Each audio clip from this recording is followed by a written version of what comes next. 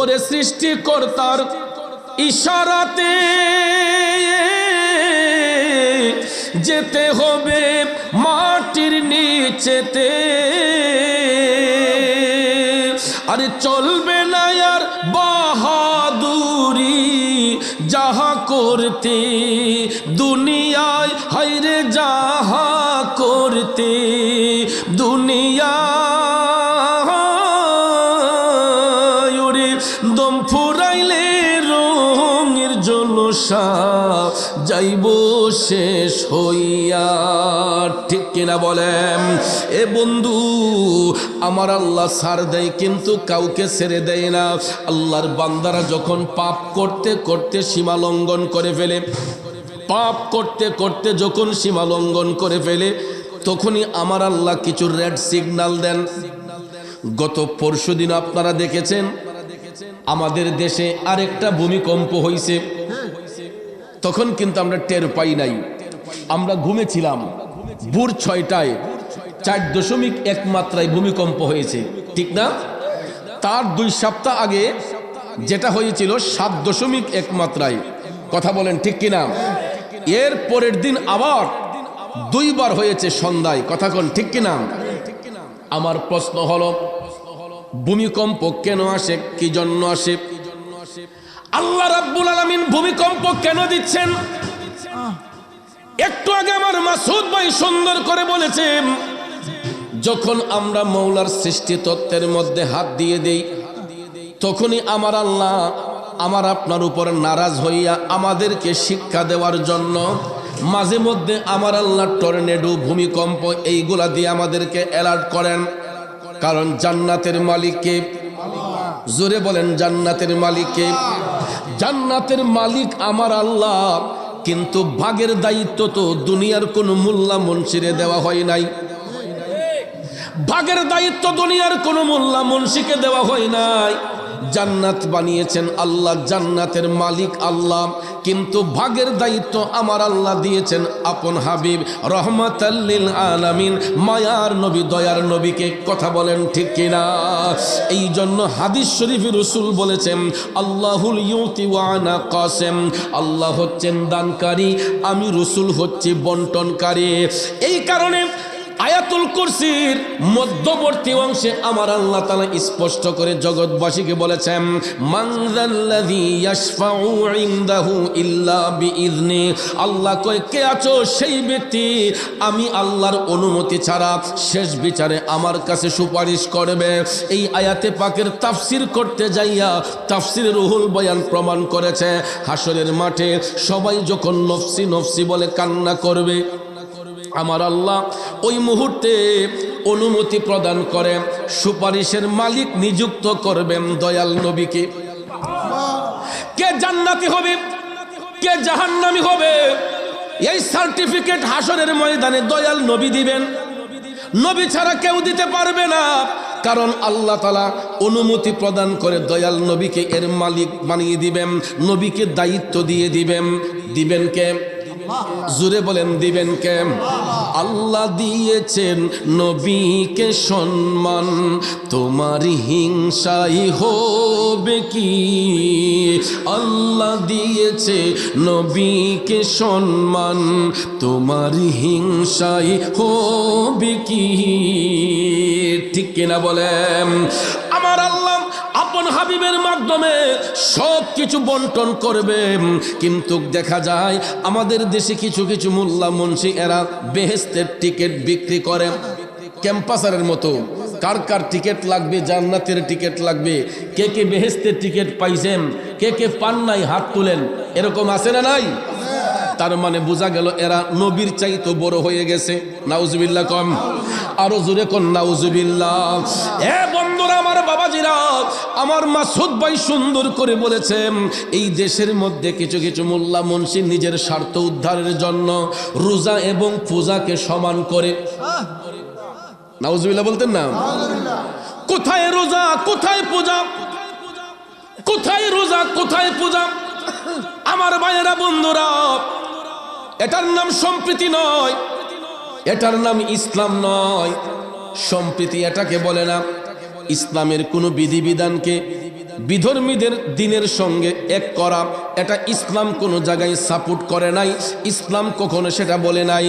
কারণ আল্লাহ রাব্বুল আলামিন স্পষ্ট করে বলেছেন, ইন্নাদ দীনা ইনদাল্লাহিল ইসলাম, আমি আল্লাহর কাছে একটা মাত্র মনোনীত দিন, এটাই হলো দীনিয়াল ইসলাম। আর ওই ইসলাম সম্মানিত হওয়ার পিছনে সবচেয়ে বড় কারণ হলো আমার নবীর কারণে। ঠিক না বেঠিক? আমার নবীর কারণে ইসলাম ধর্ম দামি হয়েছে, আমার নবীর কারণে ইসলাম উজ্জীবিত হয়েছে, বাতিল দূরীভূত হয়েছে, মিথ্যা নিমজ্জিত হয়েছে, সত্য উন্মোচন হয়েছে একমাত্র দয়াল নবী আসার কারণে। এই জন্য ভাইরা, কিভাবে আমরা আল্লাহর ইবাদত করব, কিভাবে মওলার নৈকট্য হাসিল করব, ওই শিক্ষা আমাদেরকে দিয়েছেন রাহমাতাল লিল আলামিন। আওয়াজ করে বলুন ঠিক না বেঠিক? এই জন্য কবি বলেছেন, নবী মোর জান, নবী মোর প্রাণ, নবী মোর ইশকের ভান্ডার, নবী দু জাহানের সরদার, বলিলেন আল্লাহ পরওয়ার। ঠিক কিনা? নবী হলেন মুদের ঈমান, আশিক গণ হৌরে আগুয়ান, না থাকলে ঈমান তোমার পাবে না শাফাআত তাহার, নবী দু জাহানের সরদার, বলিলেন আল্লাহ পরওয়ার। ঠিক কিনা বলেন? আমার যুবক ভাইয়েরা, পৃথিবীর মধ্যে আমলি লোকের অভাব নাই, কিন্তু ঈমানি লোকের অভাব আছে। ঠিক কিনা বলেন? এই পৃথিবীতে আমলি লোকের অভাব নাই, কিন্তু ঈমানি লোকের অভাব আছে। দেখবেন কিছু কিছু মানুষ আমল করতে করতে কপালে কালো দাগ পড়ে গেছে, আমল করতে করতে দেখবেন কপালে কালো দাগ পড়ে গেছে, কিন্তু দেখবেন হারাম ব্যবসার অভাব নাই। ওজনে কম দিতেছে, আরেকজনের ক্ষেতের লাল কাঠটা নিজের ক্ষেতে ঢুকাইতেছে, দুধের মধ্যে পানি মিশাচ্ছে। আসেনি মিয়া? এমন ফেরেশতা দেখবেন সকালবেলা গাইডা দোয়া দেখবেন, দেখছে দুনার মাঝে দুধটা একটু কম, সাথে সাথে কয় কেউ তো দেখতেছে না, আদাসের পানি মিশাই লিছে। আসেনি মিয়া? এরপরে দেখবেন হাজির রুমাল মাথা দিয়া বালতিটা লইয়া সুবহানাল্লাহ ওয়ালহাম, মানুষ তো মনে করে আরে আসমানের ফেরেশতা দিয়ে। কথা কোন ঠিক না? অথচ ভদ্রলোক সকালবেলা নামাজ পড়ে গেছে।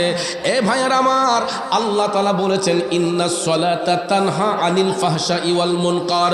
নামাজ এমন একটা ইবাদত, যেই ইবাদতের মাধ্যমে আল্লাহর বান্দাদেরকে অশ্লীল কাজ থেকে, খারাপ কাজ থেকে মুক্ত করে আনে।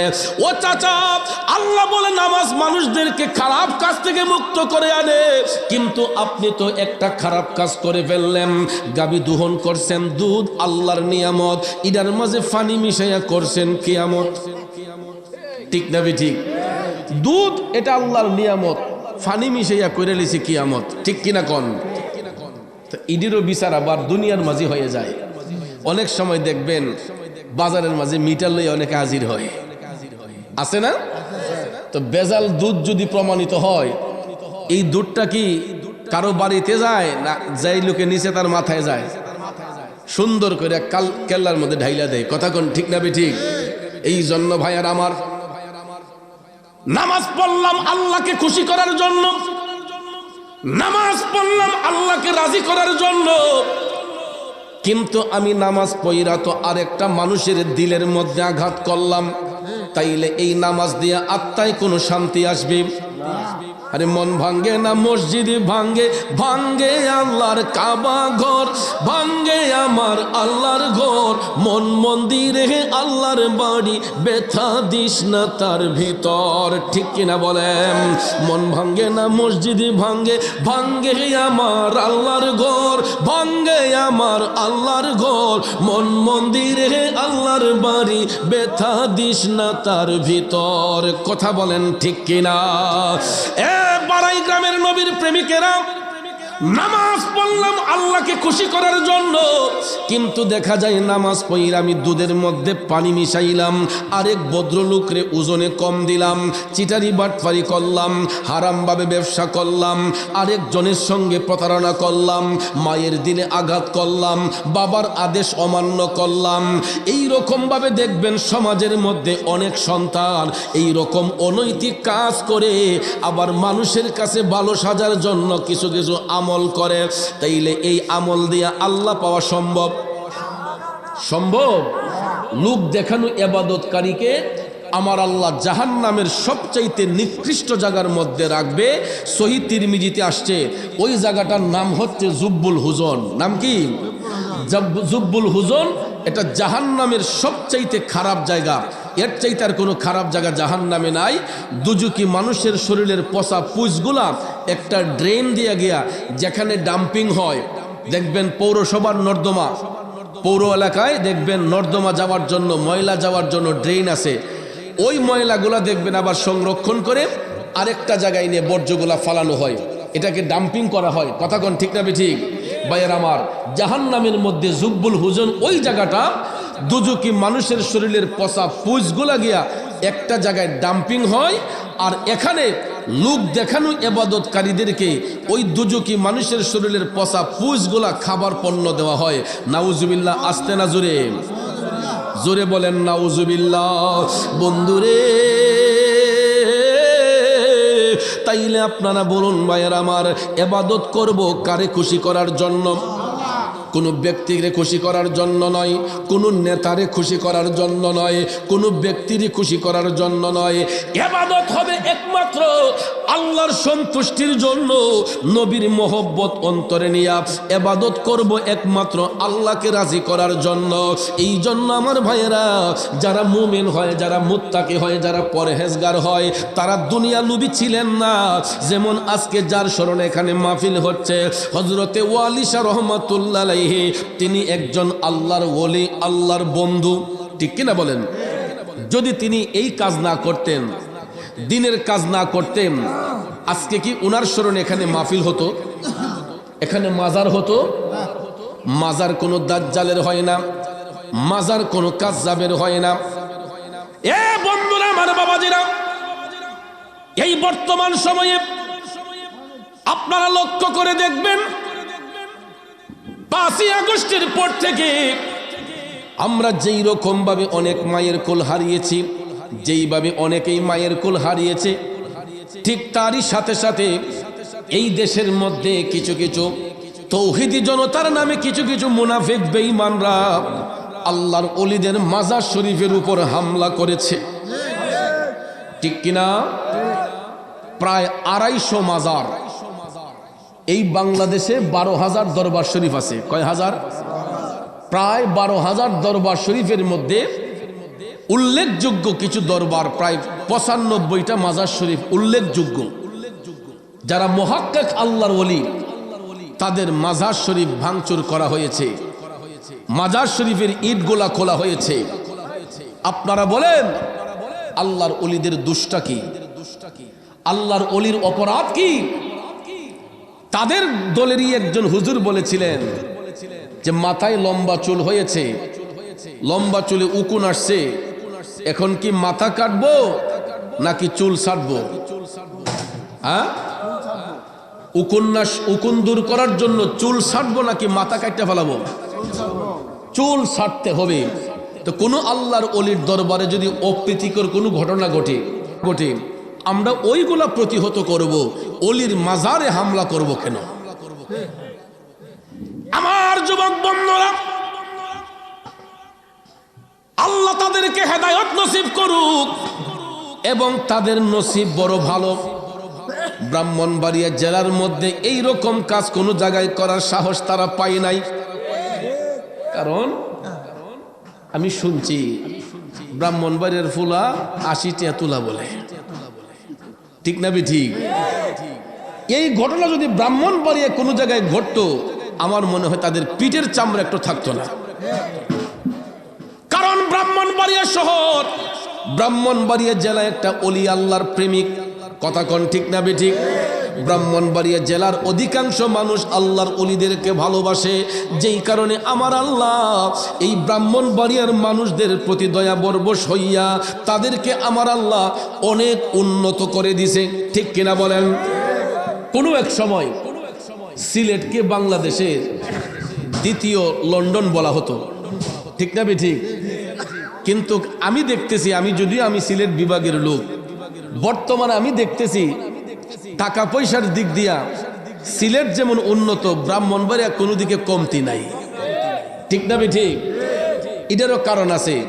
ব্রাহ্মণবাড়িয়ার মানুষ অলিভক্ত মানুষ, ব্রাহ্মণবাড়িয়ার মানুষ নবী প্রেমিক মানুষ, তারা আল্লাহ ভক্ত মানুষ, যেই কারণে আমার নবীর দেশে আরব দেশে আমি দেখছি ব্রাহ্মণবাড়িয়া জেলার লোকই বেশি। বর্তমানে সৌদি আরব গেলে মক্কা শরীফ যান, মদিনা শরীফ যান, সৌদি আরবের 13টা স্টেট, আমি ম্যাক্সিমাম স্টেটগুলা ঘুরেছি। আমি গত সফরেও রিয়াদ গিয়েছি, দাম্মাম গিয়েছি, আল কাসিম গিয়েছি, হাইল গিয়েছি, জেদ্দা গিয়েছি, মক্কা শরীফ মদিনা শরীফ তো আছেই, বদর গিয়েছি, ইয়াম্বু গিয়েছি। যেখানে যাই ভদ্রলোক বাঙালি খুঁজে পেলে আপনার বাড়ি কোথায়? হুজুর ব্রাহ্মণবাড়িয়া। আরে ব্রাহ্মণবাড়িয়া কোন থানা? অথবা কসবা, নবীনগর, আখাউড়া, নাসিরনগর, বাঞ্ছারামপুর। মারহাবা কইতেন না? নামটা জিজ্ঞেস করলে ভাই বাড়ি কোথায়? কয় ব্রাহ্মণবাড়িয়া, নবীনগর, কসবা, আখাউড়া। এইরকম ভাবে আমি দেখলাম ম্যাক্সিমাম ছেলেগুলা এরা বাংলাদেশের ব্রাহ্মণবাড়িয়া জেলার। ভাবলাম এত মানুষ ব্রাহ্মণবাড়িয়ার সৌদি আরবে কেন? কারণ ভাইয়ার আমার ব্রাহ্মণবাড়িয়া জেলার মধ্যে একটা উপজেলা নবীনগর। নবীনগর মানেই তো নবীর শহর, ঠিক না বেঠে? এই পাগলাগুলারে আল্লাহ নবীর দেশে টাইনা নিছে। আমি গিয়ে দেখি সৌদি আরবে বড় বড় ব্যবসায়ী বাড়ি ব্রাহ্মণবাড়িয়া, কসবা, নবীনগর, আখাউড়া, অনেক বড় বড় ব্যবসায়ী।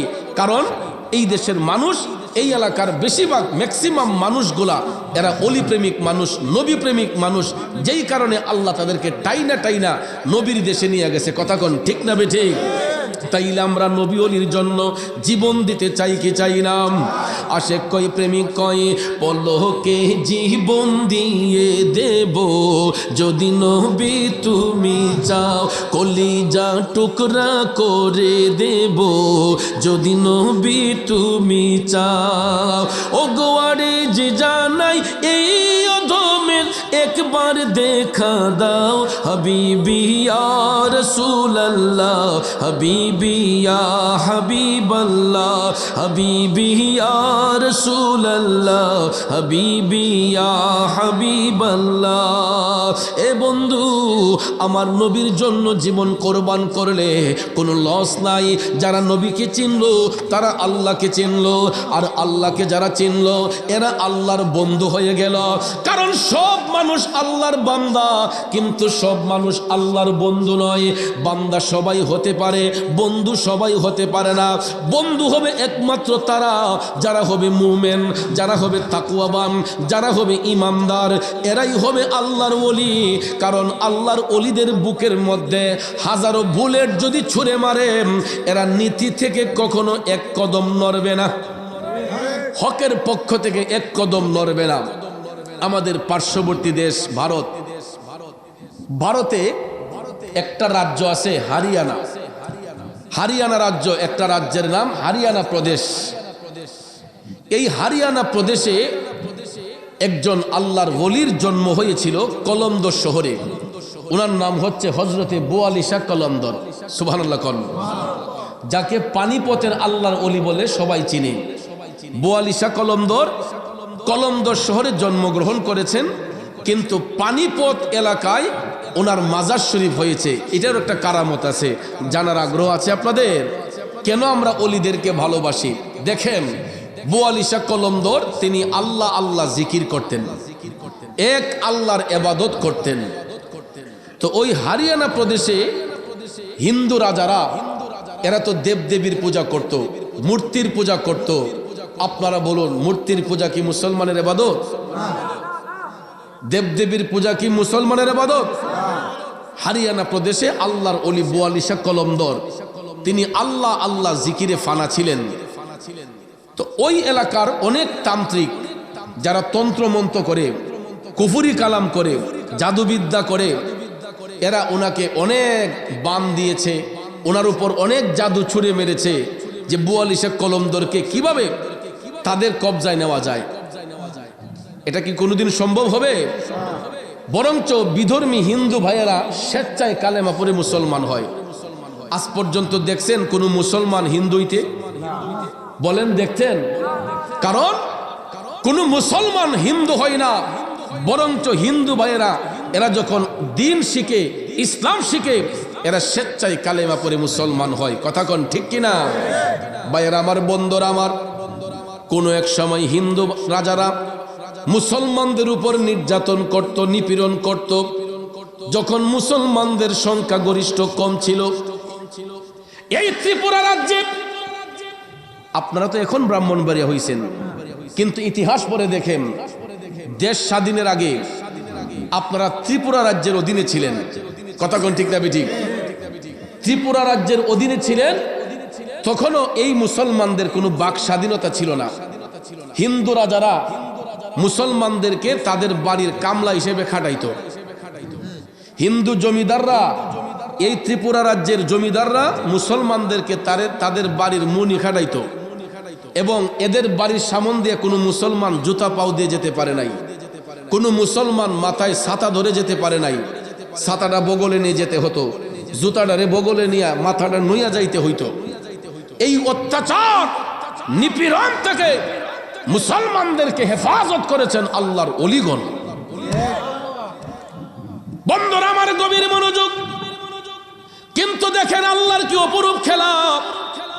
একটু আগে মাসুদ ভাই বলেছেন আমাদের বাংলাদেশের 90% মানুষ মুসলমান। আমি বলবো 90% নয়, 95% মানুষ মুসলমান।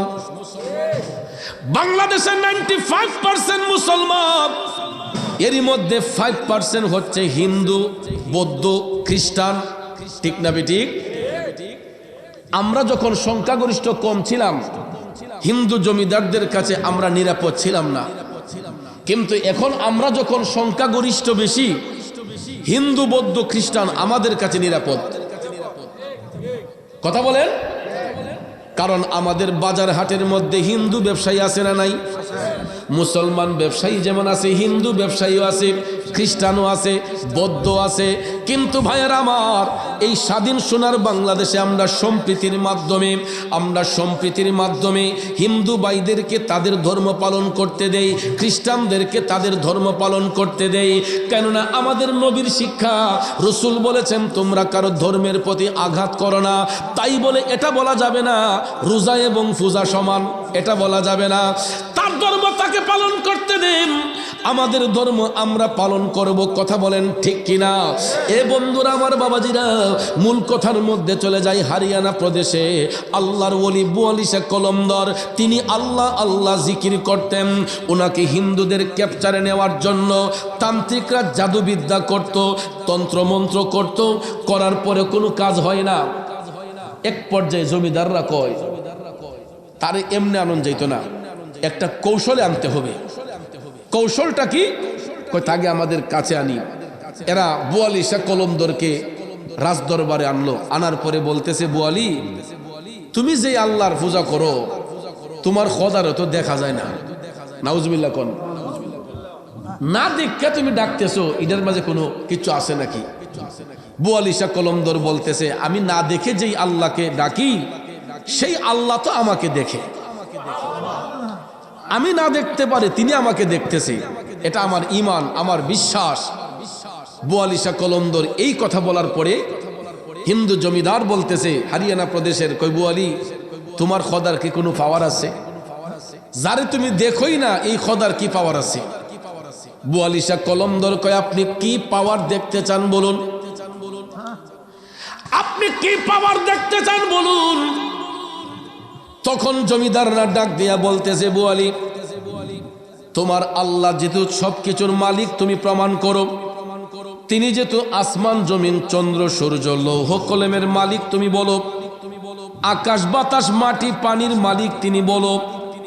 তাইলে আজকে আমরা তোমার খোদার একটা পরীক্ষা নেব। কই সেটা কি? কই তোমার মাধ্যমে তোমার খোদারে যাচাই করবো। বোয়ালি শাহ কলমদর বলেন সেটা কিভাবে? কই বোয়ালি তুমি তো এই নামাজের মশলা দিয়ে মাটির উপর দাঁড়াইয়া না দেখা তোমার খোদার পূজা করো। তোমার খোদা যদি সঠিক হয় তুমি কি পানির উপর দাঁড়াইয়া তোমার খোদারে সিজদা করে দেখাতে পারবা? সুবহানাল্লাহ কোন। তুমি কি পানির উপর দাঁড়াইয়া তোমার খোদারে সিজদা করে দেখাতে পারবা? আল্লাহর ওলি বোয়ালি শাহ কলমদর তিনি ডাক দিয়ে বলতেছে অবশ্যই অবশ্যই আমার খোদা যদি সত্যিকারের খোদাই হয়, আমি যদি এক আল্লাহর ইবাদত করি, আমি বলবো আমি আল্লাহর বান্দা, অবশ্যই অবশ্যই পানির উপর হাইটা গিয়া পানির উপর দাঁড়াই আমার আল্লাহর সিজদা করে দেখাতে পারবো। তখন জমিদাররা কই বোয়ালি তুমি যদি পানির উপর দাঁড়াইয়া তোমার আল্লাহর সিজদা করে দেখাতে পারো তাইলে আমরা তোমার পক্ষে চলে যাব, আর না হয় তুমি আমাদের দলে আসবা। বোয়ালি শাহ কলমদর অনেকক্ষণ চিন্তা ভাবনা করে বললেন ঠিক আছে আমি রাজি। সুবহানাল্লাহ কোন। এ বন্ধুরা বাবাজিরা, বোয়ালি শাহ কলমদর বলতেছেন আমি রাজি। তখন জমিদাররা কয় এই নামাজের মুসল্লা তোমার হাতে না, আমাদের হাতে পানিতে ফেলে দেব, আমাদের হাতে পানিতে ছাড়বো। যেখানে নামাজের মুসল্লা যাবে তুমি পানির উপর দিয়ে হাইটা সেখানে যাবে। আপনারা বলেন আমার আপনার পক্ষে কি পানির উপর দিয়ে হাঁটা সম্ভব? আল্লাহ যদি চায় সম্ভব কিনা? আল্লাহ চাইলে সম্ভব। নিজের ইচ্ছেতে হাঁটা যাবে না, আল্লাহ চাইলে সম্ভব। কারণ তুমি রাখো কি বা মাহারো এই দয়া করো, থাকিতে যেন তোমায় না ভুলি। তুমি রাখো কি বা মাহারো এই দয়া করো, থাকিতে যেন তোমায় না ভুলি। এ বন্ধু বোয়ালি শাহ কলমদর কয় আমি রাজি। তখন জমিদাররা কয় তোমার নামাজের মুসল্লা দাও। নামাজের মুসল্লা যখন দেওয়া হইল এরা বলতেছে বোয়ালি আমাদের সাথে চলো। সাথে সাথে ওনাকে নিয়ে গেল নদীর পাড়ে, পানিপথ শহরে নদীর পাড়ে নিয়ে গেল। আর ওই জমিদাররা ওই এলাকার যত তান্ত্রিক ছিল সমস্ত তান্ত্রিকদেরকে নদীর পাড়ে নিয়ে দাঁড় করে বলছে যে আজকে তোমাদের জাদুবিদ্যার মধ্যে সবচাইতে কঠিন যেই জাদু, এই জাদু দিয়া বোয়ালিরে তোমরা পানির নিচে ডুবাই দিবা। যদি সে পানির উপর দিয়ে হাইটেও যায় তোমরা জাদু মন্ত্র দিয়া তাকে পানির নিচে ডুবাইয়া দিবা। জোরে কোন না নাউজুবিল্লাহ। গভীর মনোযোগ ভাইয়েরা আমার। সত্যি সত্যি সত্যি বোয়ালি শাহ কলমদরকে পানিপথের মধ্যে নেওয়া হলো। পানিপথ শহরে যাইয়া নদীর পাড়ে যাইয়া হিন্দু জমিদাররা বোয়ালি শাহ কলমদরের নামাজের মুসল্লাটা এরা নিজের হাতে অনেক দূরে ছুঁড়ে মারলো। দেখা যায় এটা অনেকটা দূর গিয়া নদীর উপর দাঁড়াইয়া গেছে।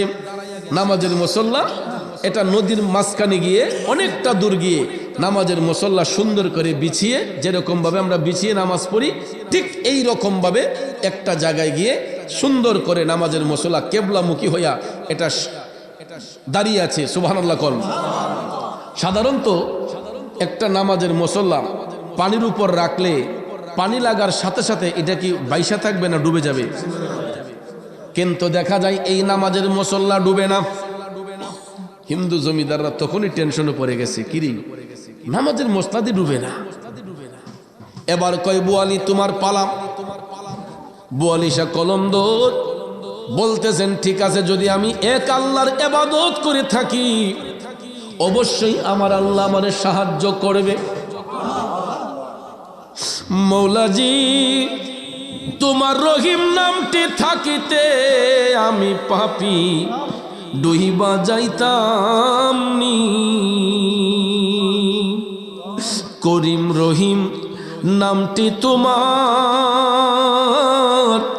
আল্লাহ কাদের গুণী আমি পাপী ডুইবা যাইতাম নি। বোয়ালিশা কলমদর টপ টপ করে চোখের পানি চাইরা কান্দে আর আমার আল্লাহর দরবারে ডাক দিয়া কয়, আল্লাহ ও মাবুদ, আমি তো তুমি মওলার ইবাদত করি। আল্লাহ গো, আমি যদিও তোমারে না দেখি, তুমি তো আমারে দেখতেছো। আল্লাহ, যদি আজকের এই পরীক্ষার মধ্যে আমি বোয়ালি হেরে যাই, বাধ্য হইয়া আমাকে ইসলাম ধর্ম ত্যাগ করতে হবে, আমি হিন্দু ধর্মে চলে যেতে হবে, দেবদেবীর পূজায় মশগুল হতে হবে। আল্লাহ, যদি তুমি মওলার শান যদি উড্ডীন হইয়া থাকে, তুমি মওলা যদি সঠিক হইয়া থাকো, এই মুসিবত থেকে তুমি আমারে উদ্ধার করো। দয়াল আল্লাহ রে, কি নাম জপলে পাবো তোমারে, দয়াল আল্লাহ রে, কি নাম জপলে পাবো তোমারি। এ বন্ধু, সত্যি সত্যি দেখা যায় বোয়ালিশা কলমদর এক মওলার তাওয়াক্কুল হইয়া, এক আল্লাহর ইবাদত করে তিনি ঈমানি জজবা নিয়া তিনি যখন চোখ বন্ধ করে পানির উপরে গিয়ে দাঁড়ালেন, দেখা যায় বোয়ালির নিচের দিকে দাবিত হয় না। পানির উপর দিয়ে কয়েকটা কদম দিতেই হিন্দু জমিদারদের মাথা নষ্ট। এরা কয় তান্ত্রিকদেরকে, তোমাদের জাদুবিদ্যা ছাড়ো। তখন তো এরাই যতই সুমন্ত দিতেছে, যতই জাদুবিদ্যা করতেছে, আল্লাহর কুদরতের বাহিরে কেউ চলতে পারবে? আল্লাহর কুদরতের বাহিরে কারো চলা সম্ভব?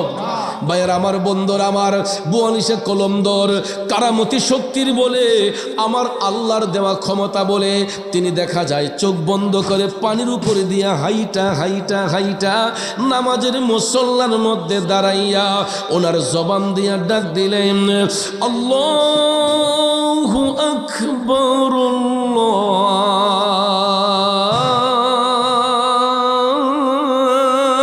আল্লাহু আকবার। পৃথিবীর মধ্যে সবচাইতে দামি অস্ত্র, পৃথিবীর মধ্যে সবচাইতে দামি অস্ত্র হলো আল্লাহু আকবারের ধ্বনি। ঠিক কিনা বলেন? যত মিসাইলি বলেন, যত ক্ষেপণাস্ত্র বলেন, যত এলএমজি বলেন, যত পাওয়ারফুল অস্ত্র বলেন, ভাইয়ার আমার, সমস্ত অস্ত্র ফেল হয়ে যায় আল্লাহু আকবার ধ্বনির কাছে। কথা কোন ঠিক কিনা? বোয়ালিশা কলমদর তিনার জবান দিয়ে নামাজের মুসল্লার মধ্যে দাঁড়াইয়া তিনি বলে ফেললেন, আল্লাহু আকবার,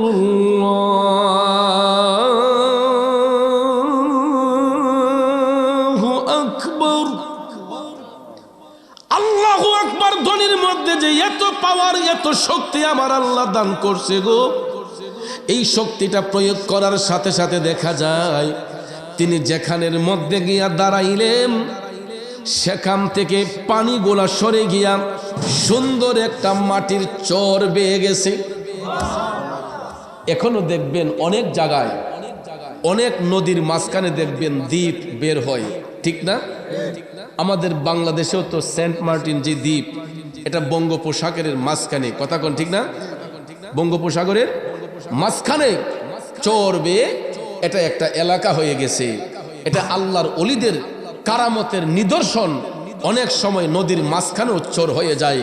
আপনারা ঢাকা সিলেট রোডে যখন চলবেন, দেখবেন ভৈরব ব্রিজ থেকে ঢাকা যাওয়ার পথে ডান দিকে তাকিয়ে দেখবেন দুই পাশে পানি, এখানেও মাঝখানে একটা চর আছে।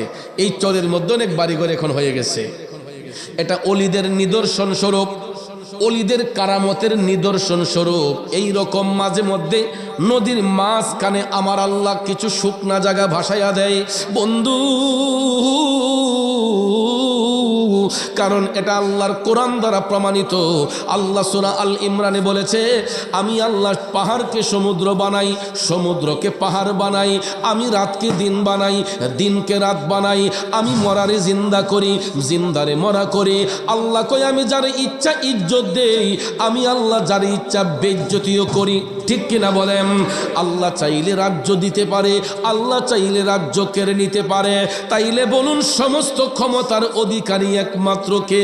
আল্লাহ। পরের জায়গা, পরের জমি, ঘর বানায় আমি রুই, আমি তো সেই ঘরের মালিক নই। ঠিক কিনা বলেন?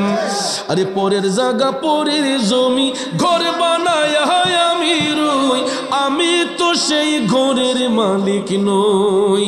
এই যে 5 তলা 10 তলা বিল্ডিং আমরা বানাচ্ছি, এই বিল্ডিং গুলা কি আমার আপনার আসল ঠিকানা? আমার আপনার আসল ঠিকানা হলো ওই ডান পাশে তাকাইয়া দেখেন গুরুস্থান। কথা কোন ঠিক কিনা? আমার ভাইয়েরা, যারা বাবা হারাইছে, মা হারাইছে, এরা এখন হারে হারে বুঝতেছি। আমার মাসুদ ভাই মা হারাইতিম, আজকে হয়তো মায়ের কথা বারবার স্মরণ হচ্ছে। কখন মাহফিলের মুনাজাত হবে, মার আত্মার মাগফিরাত কামনা করে মুনাজাত করবে। এরকম মাসুদ ভাইয়ের মতো হাজারো হাজারো মায়ের সন্তান বাংলার দেশে আছে গো, যারা টপ টপ করে চোখের পানি ছেড়ে মা বাবার জন্য কান্দে। কারণ এত অট্টালিকা বানাইলাম, এত দালান কোটা বিল্ডিং নির্মাণ করলাম, কিন্তু যেই দিন চোখটা বন্ধ হয়ে যায় ওই দিন আমার আপনার নামের পরিবর্তন হয়। যতক্ষণ দেহের মধ্যে প্রাণ আছে, আমি চেয়ারম্যান সাহেব, মাস্টার সাহেব, মেম্বার সাহেব, এমপি সাহেব, মন্ত্রী সাহেব, মুফতি সাহেব, মুহাদ্দিস সাহেব, দেহ থেকে প্রাণ পাখি বের হওয়ার সাথে সাথে আমার আপনার নাম হইয়া যায় লাশ। পাড়া প্রতিবেশী আইসা দেখবেন আর অমুক সাহেব তমুক সাহেব কয় না, কয় লাশটা দাফন করার ব্যবস্থা করা হোক। ঠিক কিনা বলেন? এত কালার পেন্ট করে ঘর বানাইলাম, এত সুন্দর সুন্দর কারুকাজ করে বিল্ডিং বানাইলাম, দেহের মধ্য থেকে প্রাণটা বের হওয়ার সাথে সাথে দেখবেন আমার আপনার স্থানটার বক্স পালঙ্গে থাকে না। পাড়া প্রতিবেশীর আইসা দেখবেন টান দেয়া 2-4 জনে দইরা আমার আপনার নিতর দেহটাকে ঘরের বারান্দার মধ্যে নিয়ে আসা হয়। আর না হলে ঘরের মেঝে ফ্লোরের উপর একটা চাটি বিছাইয়া দেখবেন আমার আপনার নিতর দেহটা বালিশবিহীন, কম্বলবিহীন, পাতলা একটা চাদর দিয়া কাফন পরানোর আগ পর্যন্ত আমাদের নিতর দেহটাকে শুকনা মাটির উপরে বা পাক্কার উপরে, ঢালাইয়ের উপরে আমাদেরকে রাখা হয়। কয়েকজন চলে যায় গুরুস্থানে, কয়েকজন চলে যায় বাজারে, আর কয়েকজন চলে যায় বাঁশঝাড়ে। কথা কোন? বাড়িতে কয়েকজন বড়ই পাতার গরম জল আগুন দিয়ে সিদ্ধ করে এই পানি দিয়া গোসল দেওয়া হয়। দোকানের 3 টুকরা মার্কিন কাপড় পেঁচিয়ে, সাদা রঙের কাপড় পেঁচিয়ে আমাদেরকে সাজানো হয়। মসজিদের খাটিয়া এনে এই গাড়িতে আমাদেরকে চড়ানো হয়। 4 জনের কাঁধের মধ্যে সেই গাড়ি। ঠিক না বেঠিক? 4 জনের কাঁধের মধ্যে সেই গাড়ি। আমার ভাইয়েরা, ওই গাড়ির একটাই স্টেশন, স্টেশনটার নাম কি? নাম কি? এই গাড়ির একটাই স্টেশন, পার্কিংও একটা। প্রত্যেক এলাকার মসজিদের একটা সাইড, বারান্দার কোনো একটা সাইডে এই গাড়ির পার্কিং থাকে। এই গাড়ি চালাতে হলে 4 জন ব্যক্তির প্রয়োজন, কাঁধের মধ্যে নিয়ে এটা একটা স্টেশনেই যাবে। মসজিদ থেকে মৃত ব্যক্তির বাড়ি, সেখানে গিয়ে প্যাসেঞ্জার তোলা হবে, শেষ স্টেশন হচ্ছে কবর। কথা বলেন ঠিক কিনা? সাদা কাপড় পেঁচাইয়া কবরের মধ্যে শোয়াইয়া আপনারা দেখবেন বাঁশের চড়ার দিয়ে আস্তে আস্তে গেপগুলা পূরণ করে যার যার মতো করে উঠে যায়। চতুর্পাশের মাটি ভরাট করে দিয়া কবরটার উপর সুন্দর করে মাটি লেবেল করে দেখবেন 40 কদম দূরে আইসা ইস্তেগফার করা হয়, মোনাজাত করা হয়, যার যার মতো করে বাড়িতে যাওয়া হয়। বলুন, আজ পর্যন্ত কোনো সন্তান তার বাবার কবরে গেছে? বাবা সন্তানের কবরে গেছে? মা সন্তানের কবরে গেছে? সন্তান মায়ের কবরে গেছে? পৃথিবীর ইতিহাসে এই নজির নাই। শুধু এটা কেন, আপনি দেখেন কবরের মধ্যে যারা শুয়ে আছেন, এখন যে আমরা বসছি, আমরা একজনের কাঁধের সাথে কাঁধ মিলিয়ে বসছি। আমি একটা ব্যথা পাইলে বলতে পারবো, মাসুদ ভাই আমি ব্যথা পেয়েছি, সভাপতি ভাই আমি ব্যথা পেয়েছি, বলতে পারবো। ওনার মনের দুঃখ আমাকে বলতে পারবেন। কিন্তু কবর পাশাপাশি হওয়া সত্ত্বেও দেখেন এতগুলা মানুষ কবরের মধ্যে শুয়ে আছে, কারো কবরের সাথে কারো কবরের কোনো সম্পর্ক আছে? এ বন্ধু, দুনিয়ার মধ্যে স্বামী এবং স্ত্রীর বিছানা হয় একটা, বালিশ হয় একটা, রুম হয় একটা। মারা যাবার পরে তো আর নাই। স্ত্রীর কবরে স্ত্রী, স্বামীর কবরে স্বামী, ঠিক কিনা বলেন? তাইলে কেন এত দুনিয়াদারি? আল্লাহর ওলিরা এই চিন্তা কখনো করতেন না, যেই কারণে তারা আল্লাহর বন্ধু হয়েছেন। লম্বা কথা বলে না বলে মূল কথায় চলে যায়। বুয়ালিশা কলমদর নামাজের মুসল্লার মধ্যে দাঁড়াইয়া কেবলামুখী হইয়া যখন তিনি নামাজ পড়লেন, 2 রাকাত, কয় রাকাত? পানির মধ্যে দাঁড়িয়েছেন। আমার আল্লাহ ফেরেস্তার মাধ্যমে চতুর্পার্শ্বের পানি সরাইয়া মাঝখানে চোট দিয়া দিছে। চোরের মধ্যে নামাজের মুসল্লা মিশাইয়া বুয়ালিশা কলমদর নামাজ পড়লেন। আবার ওই পানির উপর দিয়ে হাইটা পারে আইসা জমিদারদেরকে বললেন, এখন আমি তো আমার কাজ করেছি, বাকিটা আপনাদের দায়িত্ব, আপনাদের সিদ্ধান্ত কি আপনারা বলুন। দেখেন ইসলাম শিক্ষা কারে বলে। বুয়ালিশা তখনও বলেন নাই যে আপনারা কালেমা পড়ুন, তিনি বলছেন আপনাদের সিদ্ধান্ত কি বলুন। কারণ ইসলাম জোরাজুরি পছন্দ করে না, ইসলাম মারামারি পছন্দ করে না। তান্ত্রিকরা যখন দেখছে তাদের জাদুবিদ্যা সব ফেল হয়ে গেছে, সর্বপ্রথম জমিদারদের আগে ওই এলাকার যত তান্ত্রিক ছিল, এই তান্ত্রিকরা বুয়ালিশা কলমদরের পায়ে ধরে বলতেছে, হুজুর আপনি আমাদেরকে আগে কালেমা পড়ায় মুসলমান বানিয়ে দেন। ওলিদের শিক্ষা দেখেন কি, বুয়ালিশা কলমদর তাদেরকে কালেমা পড়ায় মুসলমান বানালেন। এরপরে কিন্তু জমিদাররা কই, হুজুর আমাদের তো কালিমা শরীফ পড়ান। তাদেরকে কালেমা পড়ে মুসলমান বানানো হলো। সবাই যখন মুসলমান হয়ে গেছে, তারা যেই মন্দিরে দেবতার পূজা করত, ওই দেবতাগুলা সরাইয়া সমস্ত হিন্দু জমিদাররা কালেমা পড়ে মুসলমান হইয়া কয়, হুজুর আজকে থেকে এখানে মন্দির হবে না, এই জায়গার মধ্যে আমরা মসজিদ নির্মাণ করব। এই হরিয়ানা প্রদেশে আল্লাহর ওলি বুয়ালিশা কলমদরের নামে মসজিদ নির্মাণ হয়েছে। মসজিদের নাম হচ্ছে মসজিদে বুয়ালি।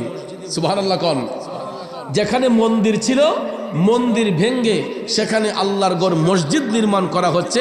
এবং হরিয়ানা প্রদেশের আনাচে কানাচে যত জমিদার ছিল, হিন্দু ব্যক্তি ছিল, সবাই স্বেচ্ছায় কালেমা পড়ে মুসলমান হইয়া পানিপথ শহরে যেখানে আল্লাহর ওলি বুয়ালি নামাজ পড়েছিলেন, সেখানে ওনার মাজার শরীফ হয়েছে। সেখানে ওনার মাজার শরীফ হয়েছে। চতুর্দিকে পানি থই থই করতেছে।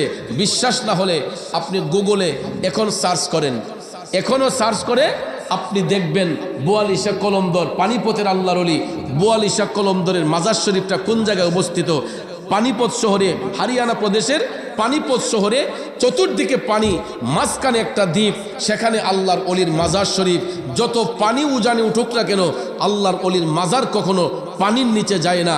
সেখানে সারাক্ষণ মানুষ আল্লাহর ইবাদত বন্দেগীতে মাশগুল। চিল্লাইয়া বলেন সুবহানাল্লাহ। তাইলে বাজান, আমরা বাংলাদেশে 95% মুসলমান হয়ে কেন আমরা ওলিদের সাথে এরকম বেয়াদবি করব? কেন আমরা ওলিদেরকে নিয়ে কুৎসা করব, তামাশা করব? আল্লাহ পাক যেন আমাদেরকে হেদায়েত দান করে। আর বিশেষ করে আমি উপস্থিতি কম, কথা